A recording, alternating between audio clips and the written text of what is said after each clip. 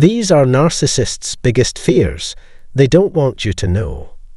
This video will show you what narcissists are most afraid of, and they'll do anything to keep other people from seeing it. Narcissists always try to act like they know everything and can do anything. But besides what they look like, they're afraid of a few things, one of which makes their days hard. People who are narcissists are known to be vain and focused on themselves. Because they can't believe any other way, they think we put them first in everything we do. When narcissists try to be smart and fair, they're always going against what they know to be true. They have to decide what is real all the time. They hurt and use other people because they are afraid of being hurt or used by other people. They think everyone is out to get them, so they feel like they need to take action first. They always think the worst, but to hide their fears, they always act happy and charming. But why do they believe this? I want to be clear about this today. First, thanks for seeing this movie. Please share this movie with people you care about, like family and friends. That would really help this station grow. If this is your first time here, please follow this channel to make sure you don't miss any updates. Thanks for helping. Finally, I'll talk about how narcissists see you as a copy of them. What does their need to be in charge have to do with this? How does it make them feel? How does it affect the people around them? Narcissists often start by saying that other people are to blame for their own flaws, bad intentions, bad feelings, and so on. In other words, they blame other people for what they do instead of taking responsibility. The narcissist, on the other hand, believes that everyone is against them.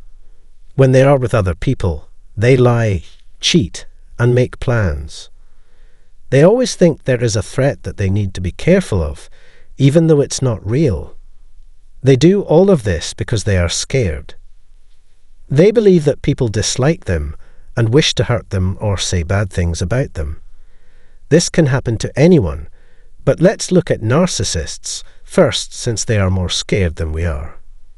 When you get close to a narcissist, you can tell they don't trust or care about other people. They're just letting you know how they feel when they say mean or rude things in public. It might sound like a joke, but, much to their surprise, most people think they're joking. Dark humor is one way they are mean or put someone down. Because they treat everything like a game, they think everyone else does too. Even if it's just in their minds, they think everyone else is fake, sneaky, always trying to get what they want, and a liar. For narcissists, the most important thing is being the best. It does not matter if you win or lose. All the time, they need to be ready for anything. Even if no one else does, they want everyone to believe them. The best player wins this game. They treat you badly because they think everyone else is against them or just like them. That's another reason they think everyone is dangerous. They don't trust or like other people because they are scared, which makes things worse. They will hate you even more over time if you can do things they can't. This person doesn't understand how someone else could be truly happy and content since they're not. To stay alive, they need other people to agree with them. They have a hard time seeing how special you are. They don't think you're better than them. Part of the reason they hurt you is to show you at your worst. They would do anything to make you mad. To make you feel bad about yourself, they would blame you and point the finger at you. Since they mess with your thoughts and feelings, they make you feel lost and sad. They only want to show you how much better they are and why you should pay attention to them. Many people who have been hurt by narcissists are afraid of them, just like the narcissists are afraid of them. They think they're not strong enough to handle things on their own. They are very good at making other people, especially close family and friends, feel and act badly like them. Nasty people can make you feel like you can't leave their world until you change into what they want you to be. This person thinks we are that person, but we are not that person. We can handle these issues well if we put in the effort and love ourselves. Bad people want us to believe what they say about us. A narcissist, on the other hand, always feels bad and is suspicious. They are very much that way. Because they are scared, this person is always tense. They don't want to be seen because they're afraid of being judged or made to feel bad. It changes how they see the world and the people in it. There is fear in every part of their lives, which makes them feel low. This person is driven by a strong fear. They lose their fear, though, when they think they have control over other people and their surroundings. It changes into ego. Narcissists will keep controlling your life even if you do something bad. They believe that winning this game means being in charge and getting the most points. They are scared and can't see the truth. They might also think the enemy is outside when it's really inside them. Remember that the narcissist is most afraid of you. Keep an eye on these people and look after yourself. I hope this short overview serves you well. Write what you think and what you've been through in the space below. You can follow our YouTube page and click the bell icon below the movie to see more videos. Thanks for looking into it and taking the time. A lot of you chosen ones and empaths miss what's really going on. He talked badly about you all the time and never talked to you, treating you like trash. As you watch the narcissist leave with new things, you might miss the good times and love bombing. But not all of you have fully understood the lesson, even though you've watched these videos. Do you still need to understand? Here's what you need to know, though. The psychopath wants you deep down. They are aware that you can't go any further. They know they've done something very wrong. Even though they won't say it, they really want to be with you. Let's be honest. Being turned down hurts a lot more than it feels good. For example, they often say that it makes them nervous. They would rather leave you hanging while you wait for them to come back than face you head-on with how they really feel. They put on masks and hide how they really feel, which we know. When they are seen with a new partner and look happy and at ease, you should remember this. They have worked on their act for years, if not decades. Tell me about the things that make you think things are better now. You are very important to their growth and play a major part in their story. They were inspired by you, and you gave them good advice that will help them. If they post a picture of their happy faces, don't think that their new supplier isn't a step down in quality. What makes you sure that they are truly happy and comfortable behind those smiles? On the outside, they look happy, but my friend, they're not. They're dirty weirdos who are stuck in their own sadness. Poor animals. They didn't say thank you for the wonderful gift of having you in their lives. Click like and subscribe if you want to help a Christian brother, or just waste 2 seconds. Maybe I've already told you this, but I just want to make sure you know. Now let's get down to business. It looked like they were always happy when they were with you. They didn't see or appreciate the wonderful gift you were to them. Are you sure about that? Something very valuable was right in front of them, but those dusty weirdos and strange little animals couldn't see it. Don't think that everything is perfect in their world just because they're having sexual encounters with strangers or packing for a trip with more than they need. Their world isn't magical or amazing. It's not a fairy story. People think they are happy because they wear these clothes, but they are really just pretending. I promise you, reader, it's all a crazy act. They're just a bunch of crazy people who live in their own crazy worlds. This is what I really, really, really want you to understand. How to look beneath the surface and find the truth is what I want to teach and show. There are comments that say things like, "They look happy now," or "They seem better off without me," and I know that these aren't the views of everyone. But I have to tell you this. They are trying to look better because they know you are looking at them. The narcissist knows that they made your life very hard and confusing. They are aware that you are looking at their social media pages. In order to make my point clear, I want you to reach a point where you no longer feel the need to look. But I want to be very clear. I will not stop telling you to stop looking. Why? Because sometimes we all need a little push. This is how they've chosen to introduce themselves. For 1, 2, 3, or more years, you were an important part of their life. It is important that you play a big part in their growth. Let me tell you the truth. Really believe they can forget about you when they meet someone new. What makes you think they don't see reminders of you every day? Also, let me say this. If you really did treat them badly, I would tell them you were a jerk. But that's not what's going on. You were nice to them and did your best for them. That's all anyone can ask of you. You did your best. But they've been trying to make it look like you were to blame for how they were treated. But believe me when I say that's just another front they use to trick you. They keep lying even when the truth comes out and shows what kind of people they really are. My friend, they lie all the time. What they say on their social media pages isn't always true, especially if they're lying on the beach and saying they're crazy about their new partner. They're not happy at the beach.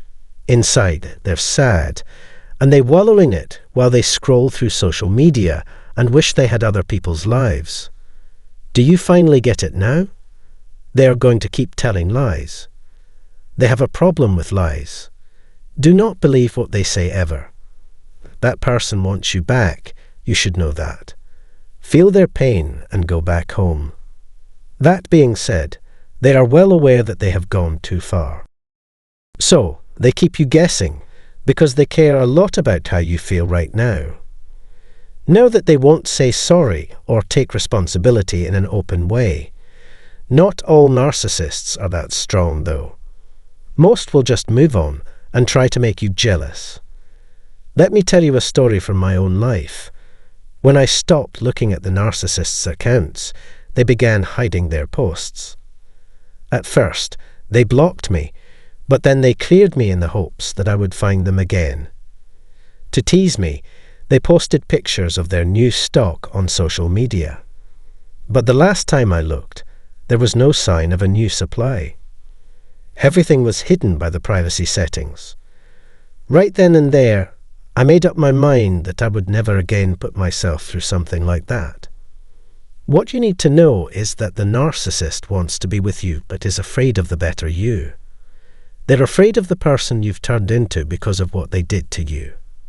They are scared of the consequences of what they did and the pain they caused you. Because of what happened after you changed, they are afraid of the new and better you. They're too scared to face you in person. I promised that they are always thinking about you. You were the steady part of their lives for a long time. It seems likely that your thoughts would still go back to the narcissist, even if you started dating someone new after being abused by them. You might still think about them even as you make new friends. What is it about the ego that makes you think otherwise? They think about how you've changed their lives too. Finally, after 4 years, I was there when they tried to vacuum. This shows how much you, as the healer and chosen one, changed their lives. People will always remember you because you changed their lives forever. In the end, they start to doubt their own skills. Even better, I made a movie about how they say their closest friends and family are to blame for the breakup. Please pay attention to what I say and think about it. They smile on the outside, but they're really dying inside. Their whole lives are a show, with lights that come from inside their heads. You will see dusty, strange, and sad beings when you take off the mask they put on. They are definitely just old weirdos. Remember the first time you met the jerk? Did we know what they were really like back then? In fact, not at all. We thought they were beautiful, nice, friendly, helpful, understanding, and empathetic. They were hiding who they really were by putting on a mask, but the truth was very different. They are not telling the truth about their new source either. That being said, there is a catch. They are reflecting it back to you. They always think of you when they think about you. The narcissist wants you back, but they know they pushed you too far and broke your trust. They don't want to talk to you directly and get to the bottom of things. Why? Because they are scared of being turned down, and the feeling of being left behind that comes with it. I know how bad your situation is because I've been in a similar one before. Many years ago, when I tried to break up with a narcissist, they got angry and even thought about killing themselves. They can only do this. They need you more than you need them. Do not think that they have forgotten about you just because they refilled. Please help me. Like I did, some of you may think they won't bother to reach out.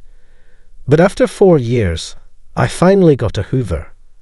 It happened after I had gotten better, made a lot of progress, and slammed the door in their faces. It seems like they always come back when you least expect it.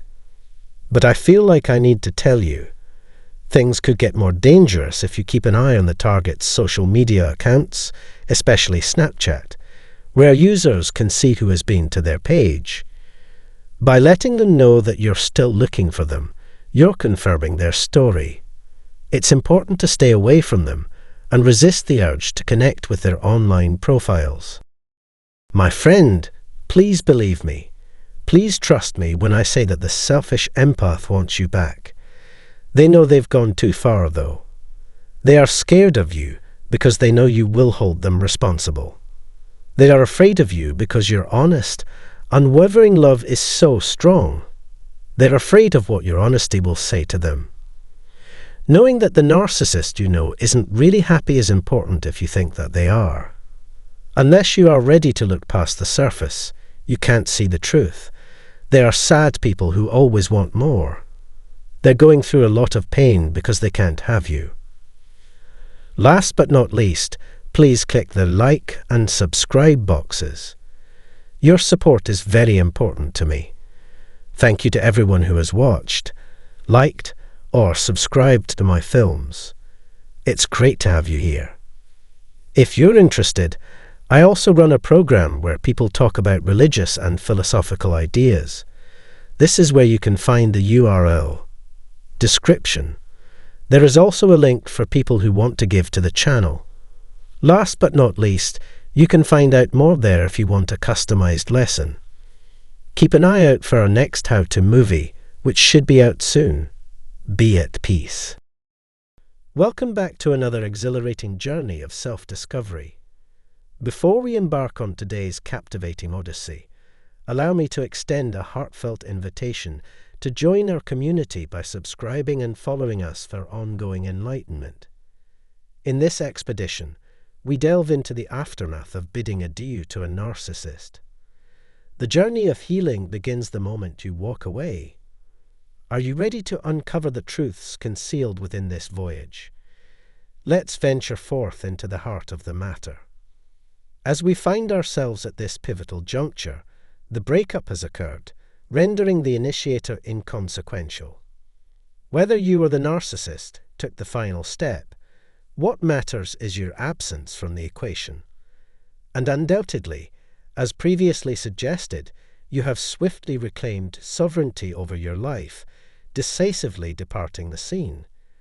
Now that you've exited the stage, let's dissect the aftermath with the character left in your wake. Where shall we begin? Brace yourself for the unfolding drama. Embark on this journey with me.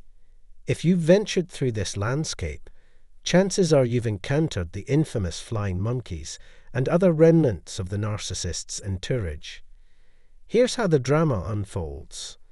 Now that you've departed, those closely linked to the narcissist have likely witnessed similar scenarios play out.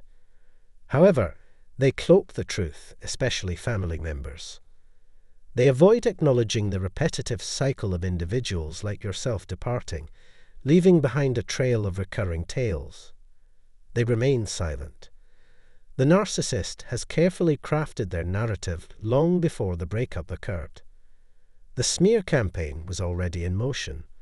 With your exit, they now turn to their familial support network.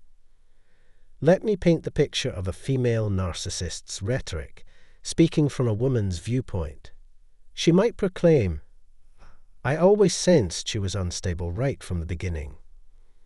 I warned you about her controlling nature, her relentless need to have things her way. She tried to dictate who I could spend time with, especially my childhood friends. She monitored my interactions, my every move. I am an independent woman." Similarly, for men, the story might resonate with familiar themes. She discouraged me from spending time with my close female friends. She held baseless suspicions, accusing me of infidelity or secrecy. Her desire for control was excessive. This is the narrative they propagate among their allies, shaping their version of events. Anyone who listens becomes complicit in their deception. As keenly noted by a member of our circle, I must confess it brought a wistful smile to my lips. However, circling back to the core issue, this is where the drama unfolds. Yet, it's important to remember, this isn't their first rodeo. They're seasoned veterans in this game, having initiated the smear campaign long before the breakup. They carefully choose whom to discredit, targeting individuals they anticipate will propagate their narrative. Once you've left, these individuals often harbored doubts about you from the start, evident in their initial treatment of you. Initially, they presented a facade of warmth and admiration, praising your qualities with statements like, "She's charming, intelligent, and striking." However, as cracks appeared in your relationship with the narcissist, you noticed a change. They sought out those inclined to form strong opinions about you, commenting, "She's attractive, well-educated." The cycle continues. Through calculated conversations, they planted seeds of doubt, systematically undermining your reputation long before cutting ties. They poisoned others' perceptions of you. If you extended invitations, they'd offer excuses like, "I'm tied up that day," concealing their avoidance. The narcissist had been spoon-feeding them lies, tailoring falsehoods to fit their audience. Remember, a narcissist plans every move meticulously. Now, on to the consequences. They had started spreading rumors about you even before the breakup, escalating their smear campaign afterward. They revisited those they had previously influenced, whether a sibling, a parent, or anyone open to their lies. They singled out people inclined to believe their fabrications, knowing who to approach, aware of those who harbored resentment toward you from the start. They predicted the nature of their relationship with you, heralding the beginning of their downfall. Now, who will handle their financial responsibilities? Who will take care of household chores? Who will fill the financial gap they'd left behind? Yes, their contributions were minimal, but you overlooked them out of love. I get it. I've been there. They brush off these individuals as mere detractors. Thus, the narcissist uses these detractors to maintain their facade. Yet, the ordeal continues. The smear campaign goes on. Who will play the role of their new provider? They must turn to their new source, though inferior. Yes, I said it, and I mean it. The new source falls short, unable to match even a fraction of what you provided. And here's the catch. The narcissist always believes the grass is greener on the other side. Yet, they'll soon realize that the lush lawn they imagined isn't always the reality they find. If only they had taken care of their own turf more diligently. But let's admit it, they lack the skill for such tasks. They're unfit for the job because, let's face it, they're selectively foolish. Yes, I said it, and I'm sticking to it. Their logic is flawed, and when dealing with someone whose reasoning is warped, well, you're dealing with a fool, plain and simple. Now that you've exited stage left, you've reclaimed the reins, my friend. You're off the canvas. Consequently, the narcissist must lean on their supporters, who are now picking up the slack, managing the chores. Suddenly, you're fielding calls from these minions as they try to lure you back into the narcissist's trap. It's what they dub proxy covering. They'll toss out lines like, "Hey, how've you been?"